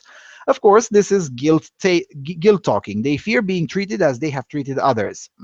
Finally, there is a free floating misogyny, hostility to Washington, and real economic suffering, all of which Donald Trump exploited, incited, or exposed. Probably she meant espoused. The result is a lot. I'm being realistic, not negative. Almost every issue of equality now has majority support in public opinion polls. Ideas of race and gender are changing. Activism and iPhones are exposing the racial violence that has always been there. Really. Sexual assault from the campus to the military is no longer hidden. Well, it just doesn't exist. And Trump's very public misogyny has unified women, educated men, and inspired activism. That's why most white women voted for Trump. But anyway, it's the Anita Hill effect, but deepened and multiplied. Trump has helped to expose the desperation among those jobless and working poor who support him only because they oppose Washington. It is also telling that the angry third or so of this nation are desperate enough to support a soft and, by stereotypical standards, unmasculine man like Donald Trump. He inherited his power, has no athletic or military record, and no financial success earned on his own. Has cheated the hard-working white male constituency he now courts, behaves as a sexual predator toward women that alpha males are supposed to protect, and sports cotton candy hair and suit jackets that fly open to reveal a gelatinous mass. Though a man's word is supposed to be his bond, his own lawyer warned Donald is a believer in the big lie theory. If you say something again and again, people will believe you. To paraphrase the great Mary McCarthy, his every word is a lie, including and the. Okay. At times like this, Gandhi used to say, okay, you lose your credibility if you quote Gandhi. The truth is revealing itself. Because Trump came up through mainstream corporate media that depend on ratings and ads, not through a political party. Come on, you gotta be fucking kidding me. Media must take responsibility and refuse to give the next unfact checked despot the estimated $2 billion in free exposure that was given to Trump. Centrist Republicans must also take back their shattered party from extremists. And even in this moment, we have to recognize that electing one African American president and nominating one potential female president was only the beginning. We all will have to learn that the president can only hold a finger to the wind. We must become the wind. The truth has been revealed. The next few years are going to be hell. However, we know from family violence, the paradigm of all violence that isn't in self-defense, that the most dangerous time is the moment just before or just after escape. This is when a person is most likely to be beaten or killed because she or he is escaping control. I think this country is in a time of danger because most of us are escaping control by some of us. Just as we would never tell a woman, man, or child to stay in a violent household, well, actually, you would, you fucking bitch, we will never go back to the old hierarchy. Despite ongoing threats at home and in other countries, including a very racialized and gendered terrorism, we have many leaders who inspire democracy, who model it, and who know we are linked, not ranked. Luckily, real change, like a tree, grows from the bottom up and not the top down. We have Hillary, Barack, and Michelle to guide us. God help us. We will not mourn, we will organize. Maybe we are about to be free.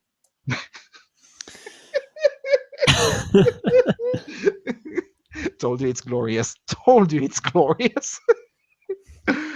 Right, where do we start? I mean, Hillary Clinton didn't just play the game, she changed the rules. No, you silly, rules are for little people, not for the Clintons. She showed us and insisted us that women's rights are human rights by taking donation money from countries that execute uh, non-straights, throw them off the roofs, have institutionalized honor killing, ban women from driving. Very much insistence indeed.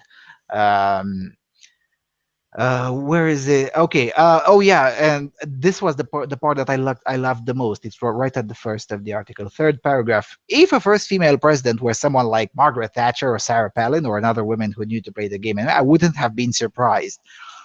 What she's actually saying there is that the right is a lot more likely, which is true actually. The right is a lot more likely to produce female leaders than the left will probably ever be. um, and I don't think this is necessary. I don't think this is an accident. I think this is the result of actual differences in worldview between individuals on the left and individuals on the right. Individuals on the right tend to care very little about the sex of the candidate. The same is true, and not just in England, where Theresa May is now the second female prime minister of Great Britain.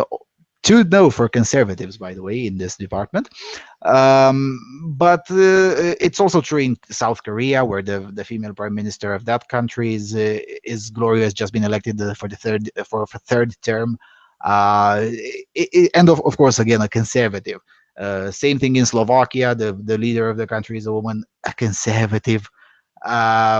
This isn't an accident. It almost seems like that if you don't actually focus on the sex of the achiever, you might actually achieve much more quote unquote diverse result than when you focus only on that. Yeah, also it sort of produces stronger women if you if you're part of a political scene where there's always this idea of all women shortlists and affirmative action, and we need to promote women and so on. Then the candidates produced by such programs are just not as tough as women who had to compete on an even playing field and had to outcompete the men rather than be promoted to the top by virtue of their gender or by virtue of who their husband was. Absolutely, yes. Point of information: Theresa May, even though the Conservative Party in Britain, shamefully so, has adopted this all-women shortlist bullshit, she actually competed both against the men and all the women in the all-women shortlist. She came from the outside of that particular paradigm, which is probably why her regime is very popular these days in Britain. But nevertheless, yeah, when you have this affirmative action culture, you're actually producing uh, weaker leaders. Same it would happen if there would be a quota for a certain race or a certain sexual orientation and whatnot. I mean, look, for instance, Poland. Poland has no affirmative action laws of any kind anywhere, because affirmative action is considered to be a priori degenerate, and therefore it's universally rejected by virtually everyone except for the Progressive Party, which has like 1.2% support nationally. Nevertheless, the Polish parliament, the Sejm, had until very recently had the highest share of female representation in the parliament. It even had two trannies in the previous parliament. That's a lot more than Sweden, which has very complex regulations on who can be elected based on what's between their legs, who they like to sleep with, what their color of their skin is, and so on and so forth. So time after time, example after example, places which have no regulation of any kind tend to produce a lot more diversity than places that do.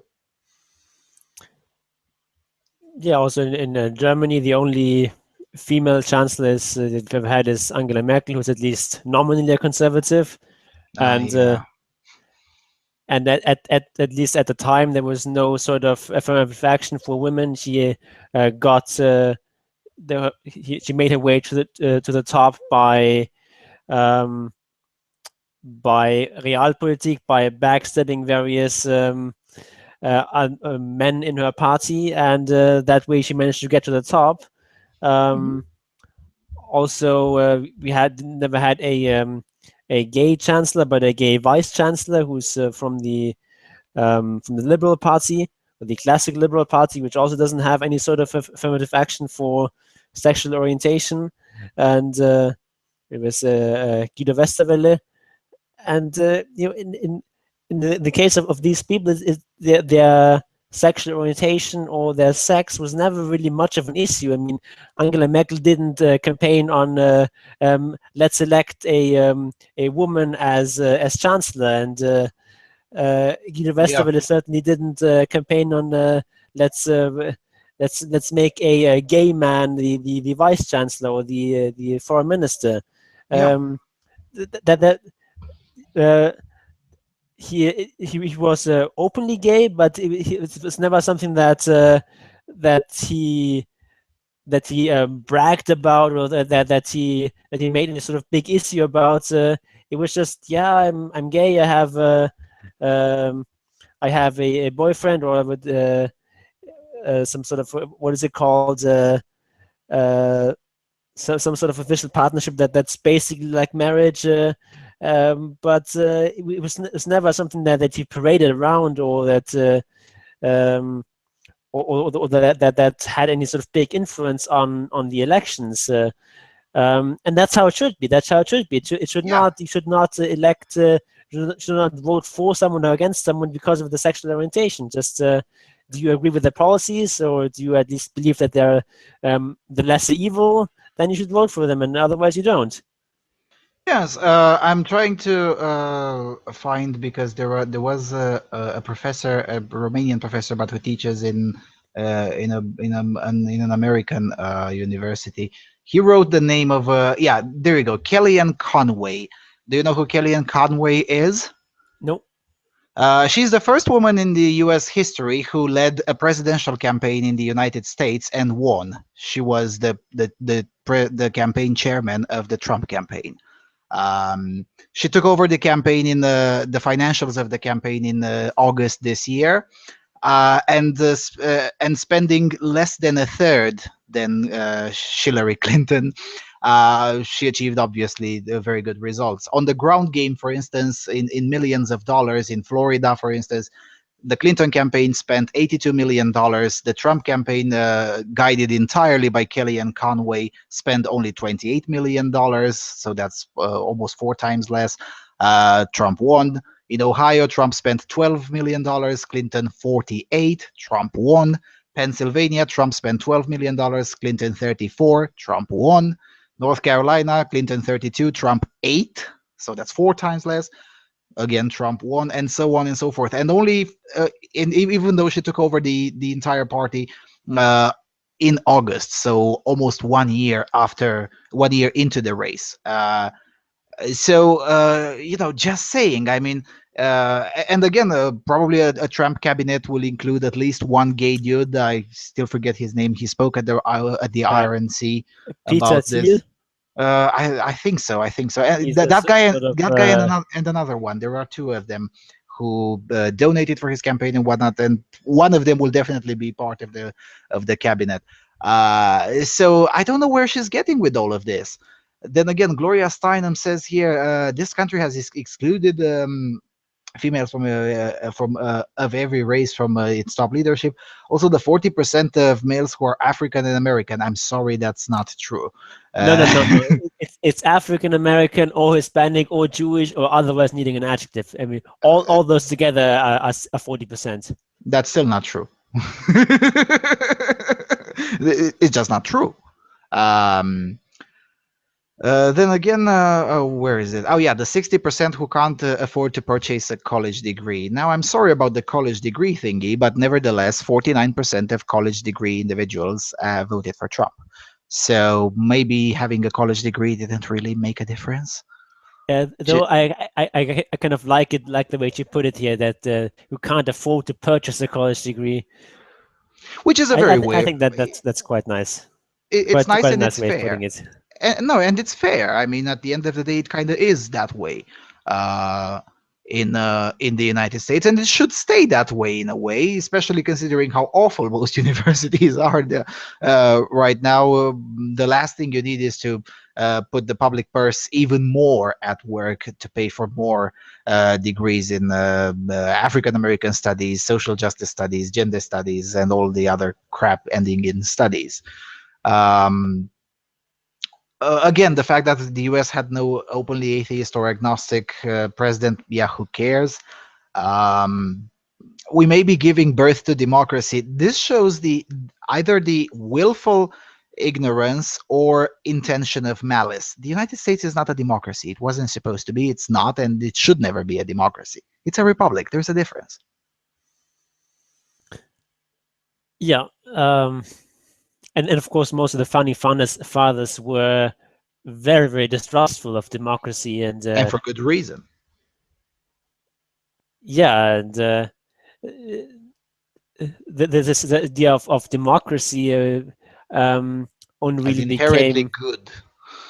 yeah, the idea that democracy is something that is that they should strive towards, and that should be democratic. That's something that came in much later, in like the 1830s or something like that, with the Democratic Party, which is the first party that named itself such. That was the earlier party, the Democratic Republican Party, as historians call it, but at the time was only known as the Republicans. Yep. It's just called the Democratic Republican today to differentiate it between from the modern Republican Party, which is a different party. Mm-hmm. Yes, and not only that, but this idea that having, for instance, campaigning on abolishing slavery is somehow a non-republican, non-conservative idea. I don't know. At the end of the day, it was the exact same Democrat Party that we have today that was on the side of keeping it as long as possible and as legal as possible, and so on and so forth. It was never the evil Republicans who wanted to keep it legal. It was quite the opposite. Just saying. The one centrist Republican Party, I would love to see a time frame of that. Just saying. This obstructionist minority. This is where it gets incredibly off the rails. First of all, it's not an obstructionist minority. It is not the fault of those who did vote for either Hillary or Trump, or even what's that wacky girl's name that thinks Wi-Fi is Jill cancer. Stein. Jill Stein, yeah, she believes Wi-Fi is cancer, for crying out loud. Like literally cancer. Not in the way we think feminism is cancer, but literally cancer. So it's not the fault of those who did vote that, well, there were millions upon millions of individuals who chose not to vote. And of course, this assumption that those who didn't vote would have voted for what Gloria Steinem would have hoped to win is just disingenuous and dishonest. There's no way you can know that. And I think it's actually a great thing that the turnout is low, because I don't know if the statistics have been collected for this election, but in general, it's the less informed and less educated, less smart people who stay at home, and the more informed, more educated, smarter people who tend to vote. So if you the higher voting, or the more people vote, basically the lower the collective IQ of the electorate is going to be. And if you believe that the candidates are stupid now, just wait until everyone has to vote. Then people are going to use even smaller words than Trump. It's not just going to be huge and bigly and tremendous. People are not going to use. What's wrong with the word tremendous, really? Yeah, but it's just one of these small handful of adjectives that Trump still uses. So what? Everything is big or huge or tremendous. Huge.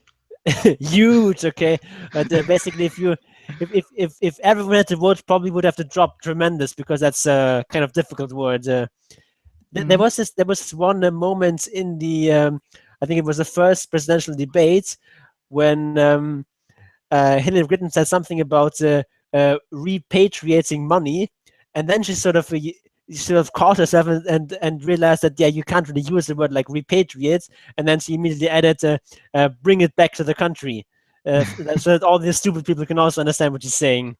That was really quite stood out to me. It's really this sort of dumbing down of everything, of every message that it's more on Trump's side, but also quite a bit on Hillary's side, and you're going to see much more of that if everyone had to vote. Mm-hmm. Yes, but then again, there is such thing as the well. I think it should be a privilege, but nevertheless, for now, it's the right to vote, but not the obligation to vote. So if Gloria Steinem is pissed off at the result or at the turnout or whatnot, although the turnout wasn't really that bad, I was expecting it to be much lower than it actually was. Then maybe she should herself work to increase the turnout rather than then bitch and complain about the quote unquote obstructionist minority.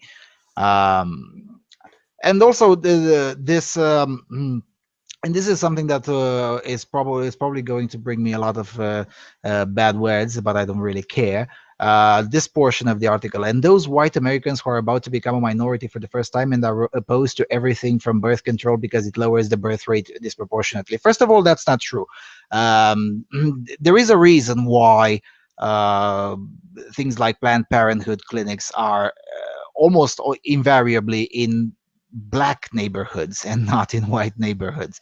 And it has nothing because the founder, the Margaret Sanger, who by the way Hillary thought of her as a mentor and as an inspiring personality, was a raging lunatic racist bent on Negro genocide. That was her platform. There's no debate about that. That's what she believed in. So no, if anything, birth control in the all-inclusive sense that Gloria Steinem thinks about, that is to include abortion and all sorts of nastiness that conservatives tend to oppose, uh, are not actually lowering the birth rate, the white birth rate disproportionately, but rather the black birth rate disproportionately, which is why the Steinems of the world will be very, and Valenti and all the other American feminists will be very surprised very soon in the next few years to find out that there's going to be more and more coming out of black conservatives out there, because they're starting to notice that and they don't like it. What a shock. Uh, that's one aspect. The second aspect is why is it necessarily a good? Why should whites think of it as a good thing that white Americans might become a minority? What? Because when last time, and especially in 2008, less so in 2012, but in 2008, when 98 to 99% of black Americans, black voters, voted for Obama, that was fine. Nobody accused them of playing racial politics. Nobody accused them of anything of that, and they shouldn't. Yet, for some reason, because a significant majority of white voters voted for Trump this time, then that's suddenly something to be concerned about. Oh my God, the whites voted for their own interest, and even if that were true, so what? Because I don't think it's true. But even if that were true, so what? Yeah, maybe it's not because of racism. Maybe it's just because they just tend to agree with the message more. I mean, it's race. Race is not just something that it's not just something that is completely made up or completely a social construct. Yep. It also correlates with some things, and it would be reasonable to suppose that since blacks tend to be more similar to other blacks than to whites, and whites tend to be more similar to other whites than to blacks, it also stands to reason that black people will tend to agree more with the policies of a black politician, and whites will tend to agree more with the policies of a white politician, even if they are completely colorblind in terms of race. Yeah. Um, And I so don't understand why this is necessarily a bad thing. And again, it's this double standard that pisses me off the most. When blacks vote as a voting bloc for their interests, is something that is somewhat laudable, celebrated, and whatnot, and that's fine. But then, if there is even the mere suspicion that whites might have voted similarly, then that's suddenly a huge issue. No, fuck off. yeah, also the thing is that actually, if fewer white men voted for Trump this time around than voted for Romney last time around, so Again, you're it's spoiling the narrative certainly of that nothing new. you're spoiling the narrative with facts and shit. Um, but speaking of which, Trump actually gained in terms of women voters. Romney got 46% of the female vote. Trump got 47% of the female vote. Just saying. Uh, so maybe, just maybe, there's and yes, indeed, he got 1% less in terms of the overall white vote. Yeah, I mean, uh, and the reason I picked this article is because it has all the sound bites that the media got wrong and continue to get wrong even now after all the data is in and anyone can consult the facts. They still get it wrong, which means that they might actually get another kick in the teeth 4 years from now or 2 years from now, which I kind of hope to. Yeah.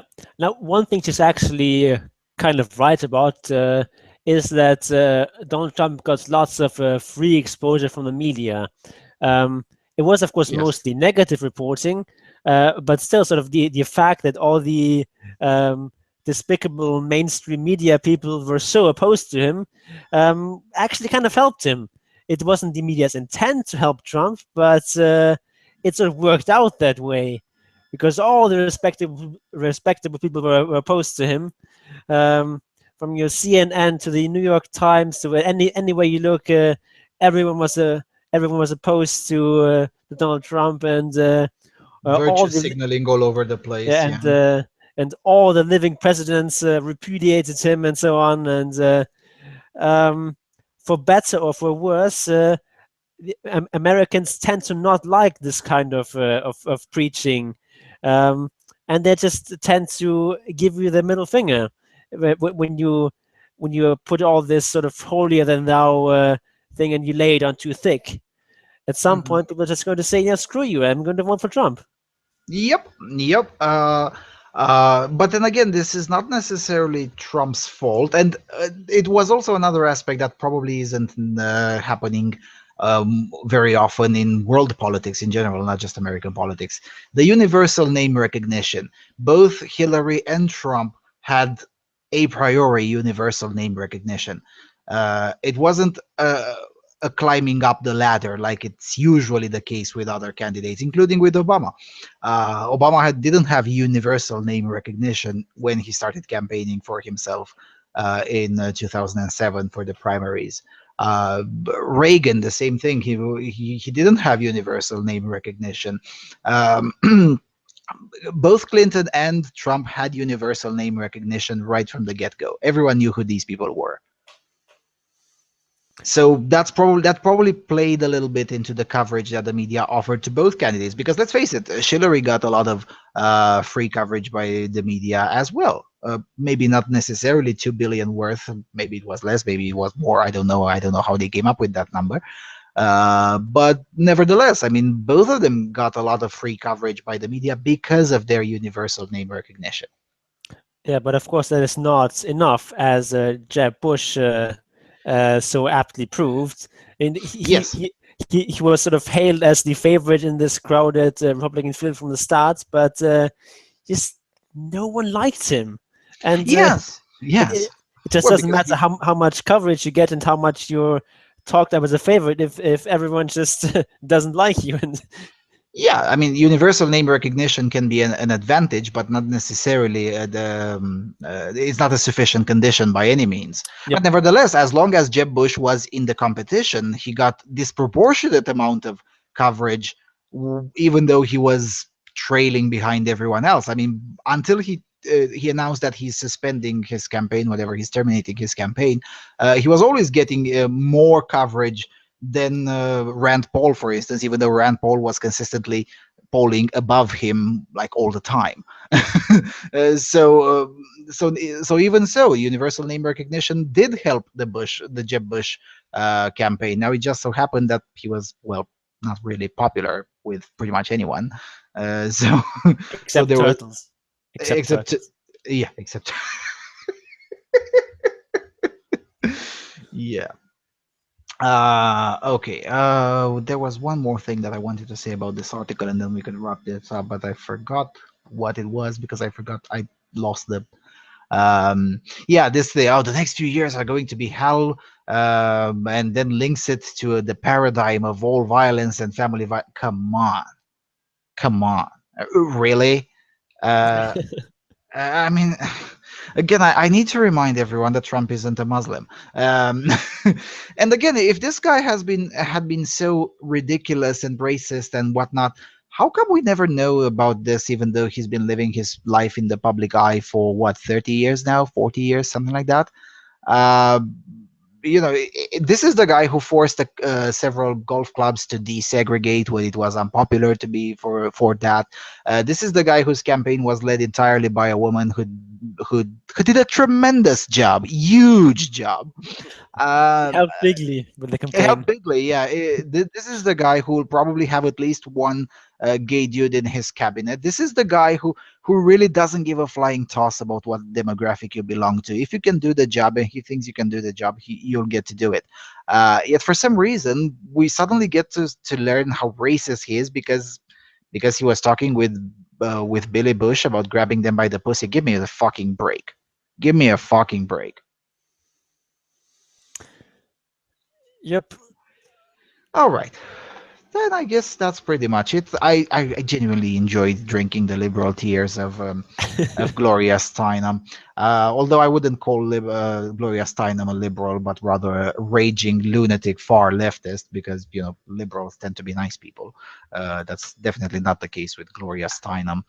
Um, I tend to appreciate Jessica Valenti a bit more because at least Jessica Valenti is very honest. She's a Democrat activist, so she'll write everything she can to shill for the Democrat Party. Whereas Gloria Steinem is genuinely an ideologue, and that's problematic, a lot more problematic than the insanities of Jessica Valenti. Yep.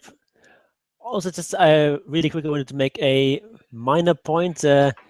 I think twice in this article she calls Obama an African American. I think that's sort of misleading.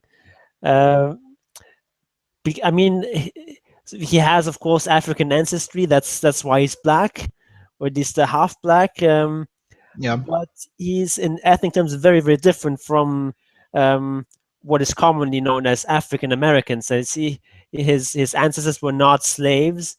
He Mhm. comes from a very different part of Africa, and Africa is, in terms of both genetics and in terms of culture, is a very, very diverse continent.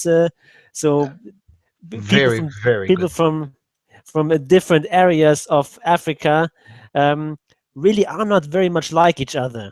Yeah. They're very, very different, and of course they all have dark skin because uh, it just makes sense in evolutionary terms. If there's lots of sun, you have to have dark skin.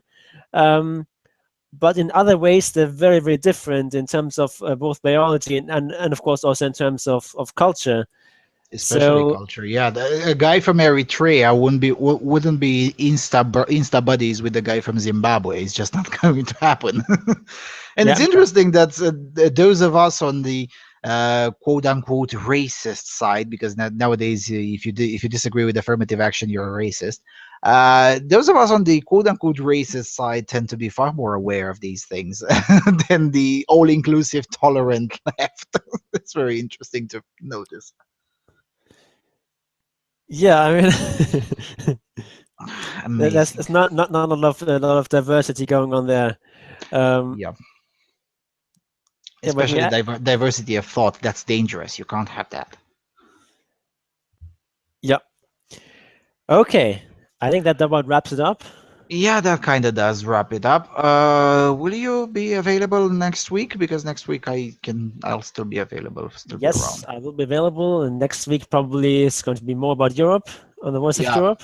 Yep.